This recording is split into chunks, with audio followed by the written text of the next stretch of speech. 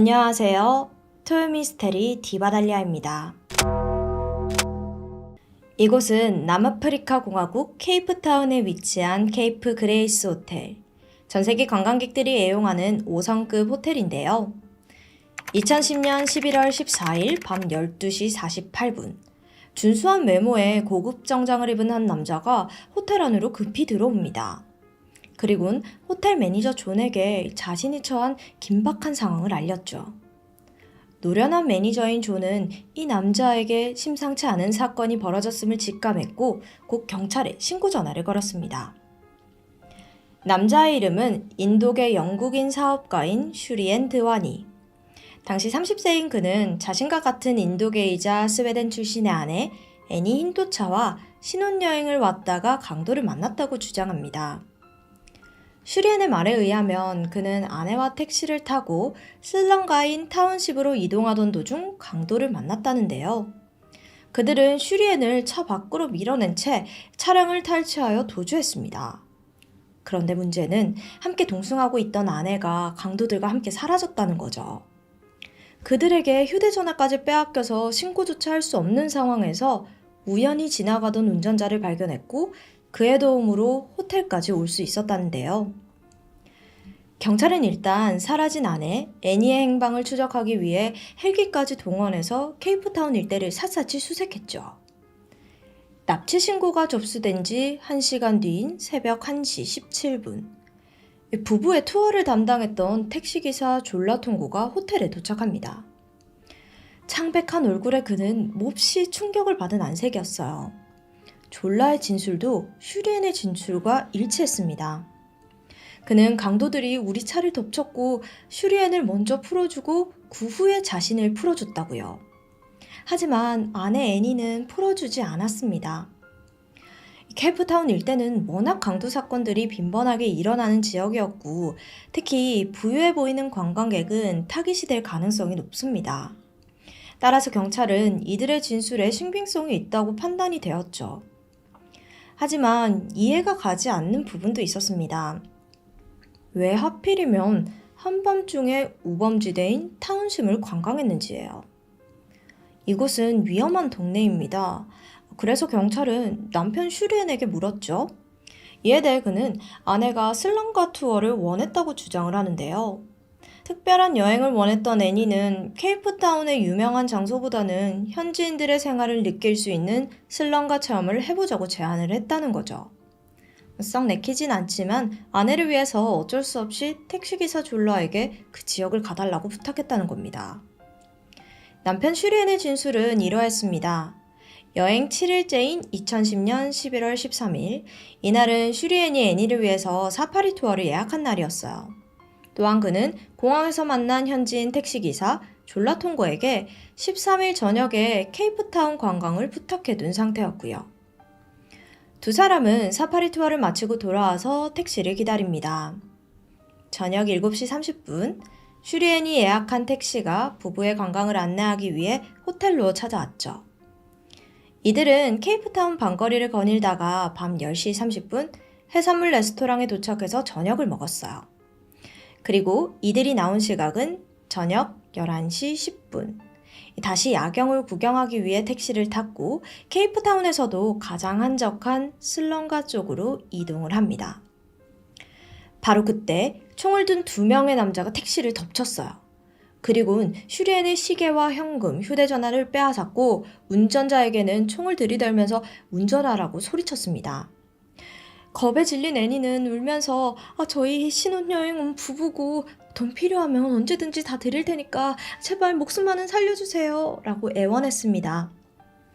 강도들은 인질로 잡힌 3사람을 각기 다른 장소에 풀어주겠다고 하고 슈리엔을 먼저 차 밖으로 밀어버렸어요. 그리고 애니와 택시기사를 싣고 그대로 달아나 버렸습니다. 휴대전화까지 빼앗긴 상태에서 경찰에 신고도 할 수 없었던 슈리엔은 겁에 질려 근처를 헤매고 다니다가 마침 어느 운전자의 도움을 요청했던 거죠. 다음날 아침 7시, 결국 경찰은 슈리엔과 애니 부부가 탔던 미니밴을 찾는 데 성공했습니다. 하지만 안타깝게도 애니는 뒷좌석에 총에 맞아 사망한 채 발견되었죠. 온몸에서 피가 다 빠져나갔을 정도로 그녀의 모습은 정말 처참했어요. 한편 경찰은 차량 안을 조사하던 도중 애니의 결혼 반지를 발견하게 되는데요. 슈리앤이 강도들에게 뺏겼다고 주장한 금품 중에는 결혼 반지도 있는데 범인들이 이렇게 값이 나가는 반지를 제대로 챙기지 않고 도주했다는 건 다소 의심스러운 부분이었습니다. 그렇다면 혹시 성폭행이 목적인가 싶어서 애니의 시신을 살펴보기도 했는데 성폭행의 흔적은 나타나지 않았습니다. 차 안에서 떨어져 있는 결혼 반지와 살해된 여성. 성폭행이 목적이 아니라면 값비싼 반지를 놓고 갔다는 게 도무지 범행 동기를 파악할 수 없었죠. 조사를 지속하던 경찰은 차량 앞 유리에서 범인의 것으로 추정되는 손자국을 발견했는데요. 선명하게 남은 지문을 바탕으로 조회를 한 결과 마침내 유력한 용의자 2명을 검거합니다. 체포된 용의자는 즈올리에와 마지와라는 젊은 남성으로 전과가 없는 평범한 청년들이었어요. 마지와는 즈올리에가 애니를 죽였다고 진술을 했고 경찰은 둘을 분리해놓고 따로 조사를 했습니다. 그들은 이 과정에서 놀라운 자백을 하는데요.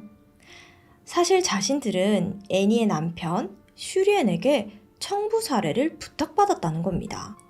용의자 중 한 명인 마지와는 몬다라는 남성에게 택시기사인 졸라를 소개받았다고 했고요. 몬다는 호텔에서 근무하는 평범한 사람이었습니다. 그는 일자리를 찾는 마지와에게 마치 좋은 일거리가 하나 있다면서 택시기사인 졸라를 소개시켜줬어요. 그 일은 바로 영국에서 온 관광객이 자신의 아내를 살해해달라는 것, 즉 슈리앤이 아내 애니를 살해해달라는 겁니다. 이 마지막은 이 일을 함께 하고 싶다고 했고 후에 졸라는 자신의 친구인 즈올리에도 끌어들였어요. 운전자였던 졸라도 이들과 한패였던 거예요. 그렇게 애니의 남편 슈리엔의 지휘 아래 택시기사 졸라는 상황을 만들어줄 역할이었고 마지와와 즈올리에는 애니를 살해하는 담당이 된 거죠. 진술을 확보한 경찰은 마지와와 졸라를 연결해준 몬다라는 남성을 즉시 소환합니다. 더불어 피해자인 줄 알았던 졸라도 애니 살해의 용의자로 연행되죠. 조사 결과 졸라 또한 아이가 둘 있는 평범한 가장으로 범죄 경력이 없는 사람이었습니다. 이들의 진술은 모두 일치했어요. 공항에서 슈리엔과 애니 부부를 태운 그는 부부를 호텔까지 데려다 주는데 그때 슈리엔이 체크인을 하는 동안 잠시 기다려달라고 조용히 부탁했다고 합니다. 다시 나온 슈리엔은 그에게 은밀한 제안을 해요.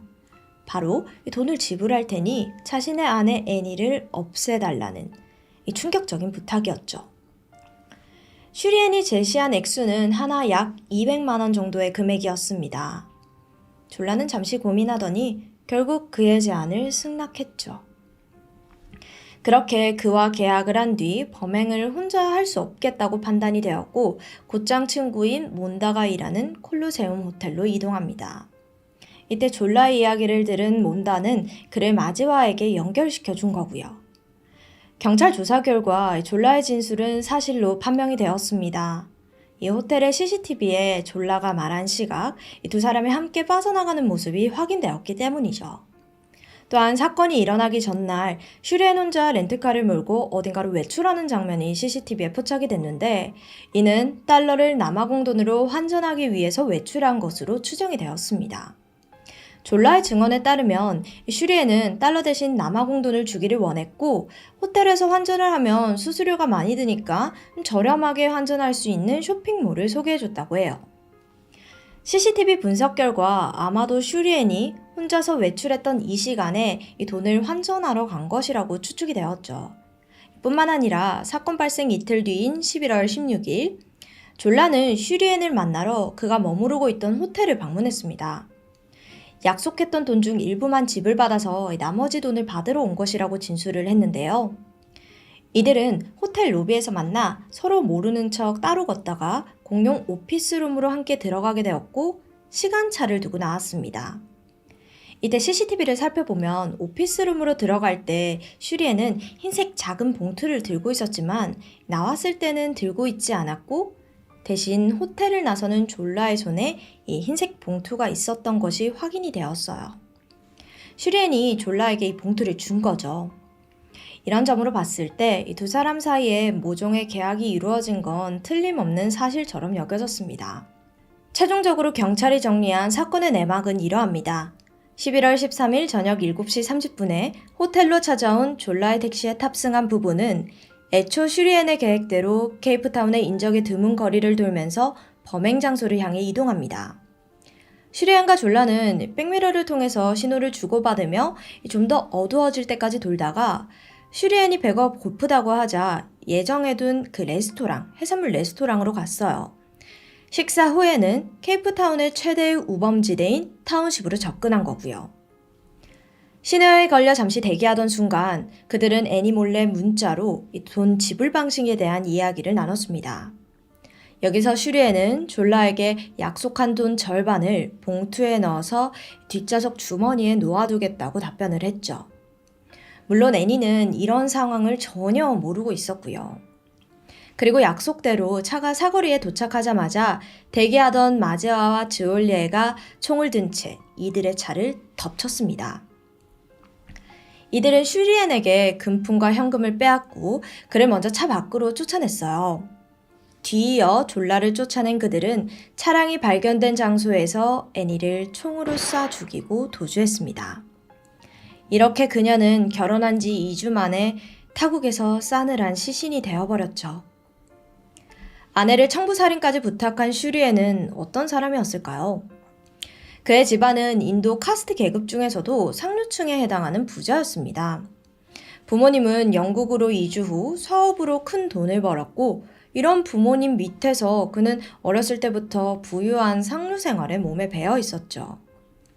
성인이 된 그는 명문대학을 나와 아버지 회사에서 회계사로 근무를 하고 있었습니다. 그리고 친구의 소개로 아내 애니를 만났던 거고요. 애니는 스웨덴의 화목한 가정에서 태어난 인도 여성으로 그녀 또한 슈리엔처럼 명문대학 출신의 빼어난 미모의 소유자였습니다. 스톡홀름에 있는 증권회사에서 근무하던 그녀는 슈리엔과 대화를 나누면서 깊은 호감을 느꼈고 두 사람 사이는 이윽고 연인 관계로 발전했어요. 슈리엔은 연애를 시작한 지 1년 반 만에 파리에서 애니에게 청혼을 합니다. 그런데 사실 애니는 슈리엔에게 좋은 감정을 갖고 있긴 했지만 결혼에 대한 확신은 없었거든요.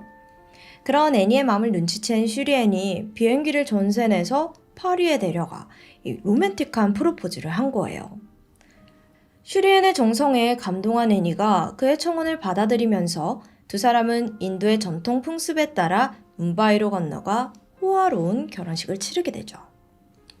참고로 상류층 인도인들은 해외에서 교육을 받고 그곳에서 근무를 해도 같은 인도계의 배우자를 만나기를 희망합니다. 그렇게 결혼식을 올린 두 사람은 남아프리카 공화국으로 신혼여행을 떠났고 이 여행은 애니에게 마지막이 되고 말았습니다. 딸의 납치 소식을 듣고 남아국으로 급히 달려온 애니의 아버지는 오열했습니다. 하지만 사위의 태도가 어쩐지 좀 이상했어요. 딸의 시체를 보겠다는 장인에게 애니 시신에서 피가 너무 많이 빠져나와서 액체를 좀 채우는 게 나을걸요? 그게 좀 보기 좋을 거예요. 이해할 수 없는 말을 내뱉은 겁니다. 후에 화장된 애니의 죄는 6개월이 지나서야 그녀가 자라난 스웨덴 집 근처의 호수에 뿌려졌죠. 추후 그녀의 아버지에 따르면 가족들이 딸의 시신을 보며 슬퍼하는 동안 슈리엔은 이발을 하고 쇼핑을 하러 갔다고 합니다. 그리고 애니 살해 혐의로 경찰 조사를 받고 있던 도중 그는 영국으로 출국해버리는데요. 슈리엔이 얽힌 애니 살인 사건은 곧 언론에 엄청난 관심을 받게 되었고 수많은 곳에서는 남편이 애니 살인 사건의 범인이라는 기사를 쏟아냈습니다. 그러나 슈리엔은 이미 남아공을 떠나 영국에 온 상황이었고 이에 영국 경찰은 그의 출석을 요구하지만 이를 거부하죠. 경찰은 먼저 애니의 가족들과 친구들을 참고인 자격으로 불러서 슈리엔과 애니의 관계를 조사를 해봤어요. 그런데 애니의 친구들 입에서 놀라운 이야기가 흘러나왔습니다. 애니는 단 한 번도 슈리엔과 결혼을 하고 싶다는 마음을 가진 적이 없다는 거죠. 이 뭄바이에서 치른 결혼식에서도 자세히 보면 우울한 표정이었고요. 그녀의 부모님은 딸의 살인사건의 진범을 밝히기 위해 그를 남아공 정부로 송환하여 재판을 받게 할 것을 요구했습니다. 그때 영국의 써니라는 잡지사에서 한 남성이 슈리엔에 대한 사적인 내용을 제보했어요. 레오폴드 라이서라는 이 남성은 동성애자를 대상으로 하는 성매매를 하고 있었습니다. 그의 주장에 따르면 슈리엔은 그의 VIP 고객으로 2009년 9월과 2010년 4월 사이에 슈리엔의 집안에서 총 3번의 만남을 가졌다고 해요.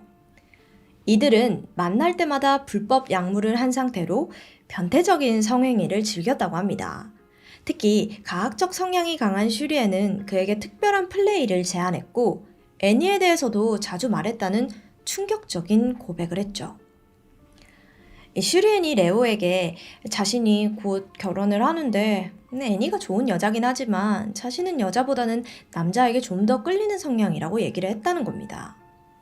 하지만 만약 결혼을 하지 않는다면 부모님을 실망시킬 것 같아서 어쩔 수 없다는 식으로 말했다고 해요. 또한 그에게는 오래전부터 함께 온 게이 파트너가 존재한다고 밝혔죠. 레오의 주장이 사실이라면 슈리엔에게는 애니를 살해할 만한 결정적인 동기가 발생하게 된 셈이었습니다. 결국 영국 경찰은 슈리엔을 애니 살해 혐의로 체포했습니다. 경찰은 그가 동성애자인 자신의 정체를 숨기기 위해서 애니와 위장 결혼을 했고 그 사실이 애니에게 탄로나자 그녀를 살해할 계획을 세운 것이라고 판단을 했죠. 법원에서 슈리엔은 아내의 죽음과 연관이 없는 자신은 피해자라며 억울함을 호소하기도 했는데요. 그는 이날 하나로 약 4억 5천만 원을 내고 보석 허가를 받아 풀려났습니다. 그러나 남아공 경찰이 이러한 영국 법원 판결에 즉각 항소를 제기했고 슈리엔은 구금 상태로 고등법원 심리를 기다리게 되었습니다. 2011년 8월 11일 영국 법원은 슈리엔을 남아공 법원으로 송환한다는 판결을 내립니다. 하지만 범행을 굳고 부인하던 슈리엔 측이 계속 항고하면서 그가 남아공 법원에 설 때까지 수년의 긴 시간이 흐르게 되죠. 슈리엔이 남아공으로 송환되어 재판이 시작된 건 2014년 10월 6일이 되어서였습니다. 판결을 기다리던 애니의 가족들도 지치고 슈리엔도 극심한 우울증을 내세워 현재 상황에 대한 고통을 호소했죠. 슈리엔은 재판정에서 시종일관 넋이 나간 표정을 짓는 등 자신의 상태가 온전하지 않다는 것을 주장했습니다. 애니가 살해된 지 3년 후인 2014년 12월, 그는 최종 재판에서 끝내 무죄를 선고받았습니다. 초호화 변호인단으로 구성된 슈리엔 측은 살인이라는 엄중한 죄를 저지르는데 처음 만난 택시기사에게 청부를 의뢰한다는 건 있을 수가 없는 일이라고 강조를 했으며 더구나 치안이 험한 빈민가에서 어쩌면 자신의 생명도 위험에 처할 수 있는 상황인데 그런 무모한 짓을 저지른다는 건 말이 안 된다며 못 박았어요. 또 강도단의 주장도 신빙성이 떨어지고 더군다나 이 사건은 여론의 거센 비난에 의한 국민적 공분으로 과도하게 부풀려진 바가 크다는 점을 주장했죠. 슈리엔과 성매매를 즐겼다는 레오포드가 검찰 측 증인으로 나와서 증언했지만 이 또한 받아들여지지 않았습니다. 슈리엔의 변호인 측은 그는 동성애자가 아닌 양성애자로 얼마든지 애니와 결혼할 수 있다고 반박했어요. 그가 운전기사인 졸라에게 큰 비용을 지불한 것도 투어 비용에 포함된 금액이고 환전 문제에 대해서는 부유한 그가 환전을 비용 아끼기 위해서 굳이 다른 장소로 이동해서 환전했다는 건 신빙성이 떨어진다는 증언이다 라고 말했습니다. 오히려 운전기사인 졸라가 공항 내에서 가장 부유해 보이는 관광객인 슈리엔 부부를 처음부터 범행 타겟으로 정했을 가능성을 제기했고요. 검사 측은 강도들이 그를 살려주고 아내인 애니만 살해한 점, 그녀의 결혼 반지를 그대로 두고 도주한 점을 들어 이것은 강도 살인이 아닌 슈리엔의 청부 살인이라는 점을 주장했으나 받아들여지지 않았습니다. 결국 그는 증거 불충분이 인정되어서 무죄로 풀려났고 운전기사 졸라는 18년형, 살인에 가담한 마지와와 지올리에는 각각 25년형과 종신형을 선고받았습니다. 참고로 지올리에는 2014년 감옥에서 뇌종양으로 사망했어요. 또한 슈리엔에게 불리한 증언을 했던 레오폴드는 2016년 9월 자택에서 목을 맨 채 숨진 채로 발견되었습니다. 재판은 끝났고 사건은 기억 속에서 점점 잊혀져 가지만 아직도 언론과 대중들은 대부분 슈리엔의 범행을 확신하고 있습니다. 애니의 아버지인 비노드는 딸이 했던 말을 도저히 잊을 수가 없다고 했는데요. 애니는 슈리엔이 자신과 성관계하는 것을 계속 좀 거절을 해서 상처를 많이 받았나 봐요. 그래서 아버지에게 자기가 그렇게 못생겼냐는 질문까지 했다고 해요. 그는 지금도 슈리엔의 그럴싸한 겉모습에 속아 딸과 결혼을 허락한 스스로를 자책하면서 살아가고 있습니다. 잘못된 결혼에서 비롯된 엄청난 비극. 가장 행복해야 할 허니문에서 살해된 28살의 애니. 정말 그녀를 죽이려고 했던 건 남편인 슈리엔이었을까요? 지금까지 디바달리아였습니다.